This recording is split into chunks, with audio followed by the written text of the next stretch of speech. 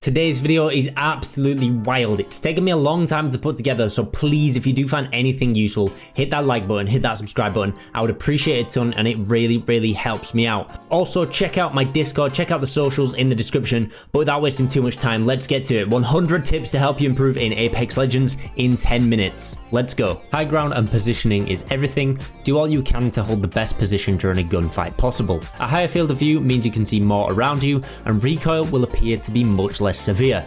However, your targets at a distance may be harder to see. Different FOVs will affect how your sensitivity feels as well. Practice your recoil control by taking your favourite weapons in the firing range and shooting against the wall. Try to mimic the opposite of this recoil pattern with your aim in order to reduce recoil and make for much better bullet spread and aim. A smaller dead zone will make for easier recoil control, but it's more likely to cause stick drift and make for twitchier movements. To get better at gunfights quickly, practice in arenas or land hot in Battle Royale. Taking more close quarter fights will soon build up your confidence and gun skill within Apex. Crouch spamming and strafing while shooting is a highly effective way of dodging enemy bullets and taking less damage in both close quarters and during ranged engagements.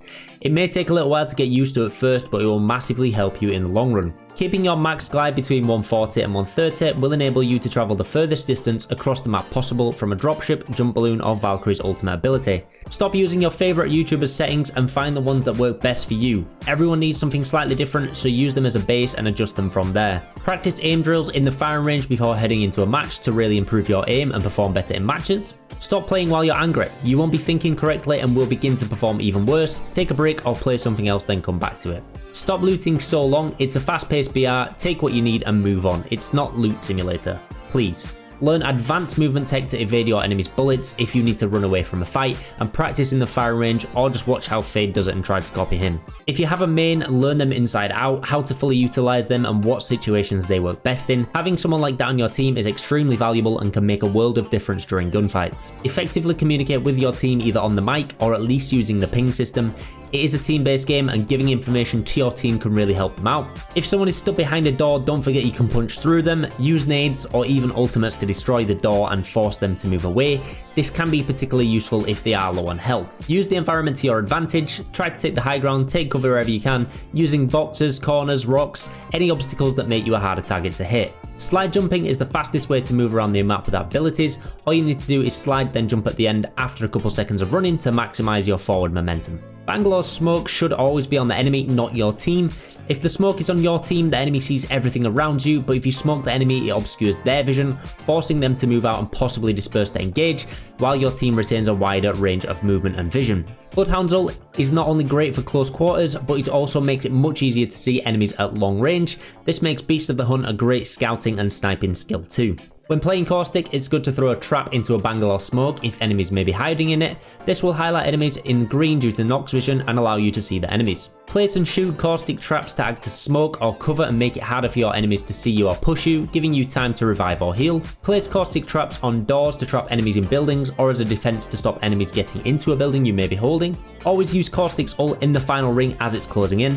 While in Crypto's drone view, weapons automatically reload, starting with the currently equipped weapon. In Crypto's drone, ping banners located around the map to tell you and your team how many squads are within a 200 meter radius of Crypto. Fire Fuse's ult on top of downed enemies to prevent them from both escaping and being revived. Jimmy's dome is not a complete bubble, so be careful when you're not placing it on flat terrain as you can be shot from underneath. You can use Horizon's gravity lift to disorient enemies by throwing it under their feet. Horizon's gravity lift can block off doorways, just make sure not to block off your teammates. You can destroy enemy Horizon ults by shooting at it. There's no need to carry medkits while playing either Lifeline or Octane due to their healing abilities. Don't forget that you can throw Loba's bracelet through windows and small gaps in walls. Make sure to take Loba's black market down after using it to stop enemies having the chance to get loot from it. If you look up in the air and use your decoy while playing Mirage, your decoy will run in a straight line with no end until they reach cover. Use Mirage's decoy as a way to scare people away from kicking in doors. You cannot die from using too many Octane stims, it will just keep you at 1 health. You can throw multiple objects off Octane's launch pad, including grenades and Caustic Traps.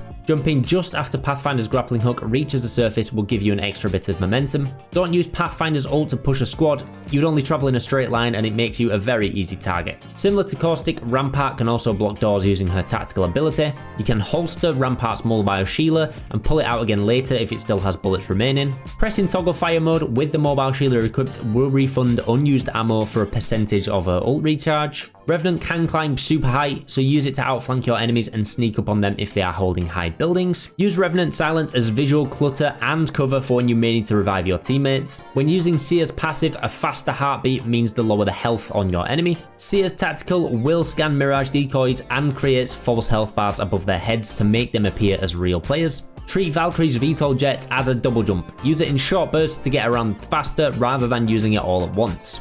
Valkyrie's Skyward Dive doesn't have to be used to relocate.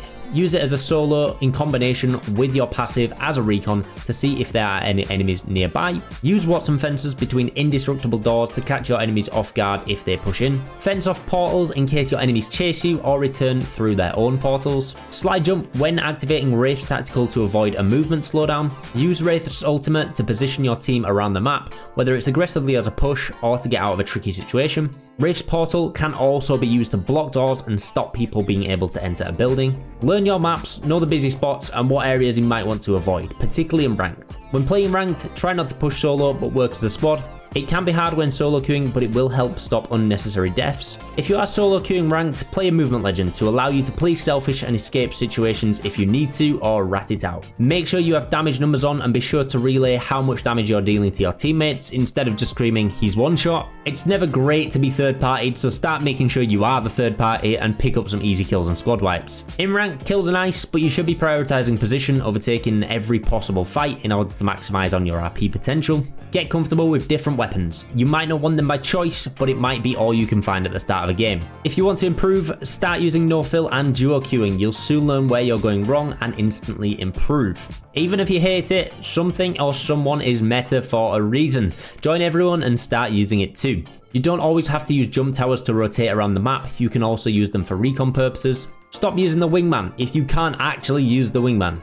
If you can't get past a player's knockdown shield, start a finisher and then cancel it to quickly get them to drop it and finish off the kill. Always keep moving in the earlier rings. It's a fast-paced BR and people will push you if they hear gunshots or see you sitting around somewhere. Learn how to properly manage your backpack instead of carrying too much of something or things you don't actually need. Choose the right main for your playstyle. There's no point picking Octane if you play more defensively. Use Recon Beacons as much as possible when playing for position. They will tell you the next ring location. Mobile respawn beacons will pulse a green beam if they are being used. Don't neglect grenades. They are extremely useful and can really change the dynamic of a fight, especially if you start a fight with them. You can hang on to and peek over walls just by stopping moving forward as you reach the peak of your climb. Always give Lifeline or Gibraltar the gold backpack or knockdown shields. When playing arenas, try to collect as many crafting points as possible. Playing as a squad in arenas is extremely important. Stop pushing 3 people on your own. Always check what items are in the replicator that day, as it could be the loot you're looking for. If you play Octane, stop stealing the gold helmet. Jump kicks are actually faster than normal punching. If you want a higher kill game, don't land where everyone else is. Land at the next drop to it, loot quickly and run back when you have a good enough loadout. Crypto's drone doesn't take damage for the ring, use it to get your teammates banners. The purple Mozam is probably one of the best first round buys in Arena. Some craftable weapon skins do have better iron sights, whereas some will just add more visual clutter. Choose your skins wisely. Never forget about the ring, particularly in late game, because it could kill you.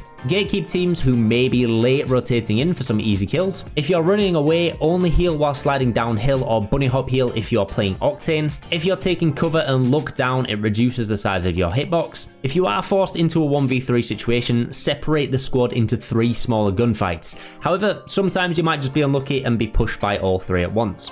Use thermite grenades for easy thirsts on downed enemies. Watson's ult will defend against both Jibby and Bang's ult, but only if it's placed before them. Study your favourite players to see how they might handle certain situations and then try to replicate it. Record your own gameplay and watch it back to see where you were making mistakes and what you need to do to improve. When playing movement legends, you should always be the first one to push a fight. If you play Lifeline, Jibby or Crypto, always have a couple ultimate accelerants to hand. If you get knocked, try and block doorways or enemies' paths to force them into your teammates' line of sight. Once you reach Diamond Ranked, try and find a squad for your own sanity. Do not solo queue. Don't change your settings if you're having an off day. Muscle memory is an actual thing, and it'll actually make your aim worse in the long run. You can climb the tree outside the front of Hammond Labs to reach the roof.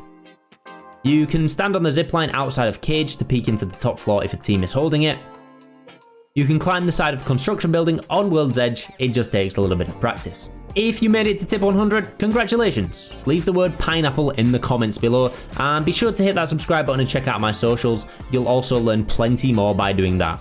Thank you so much for watching, be sure to check out more of my videos, and I hope to see you in the next one.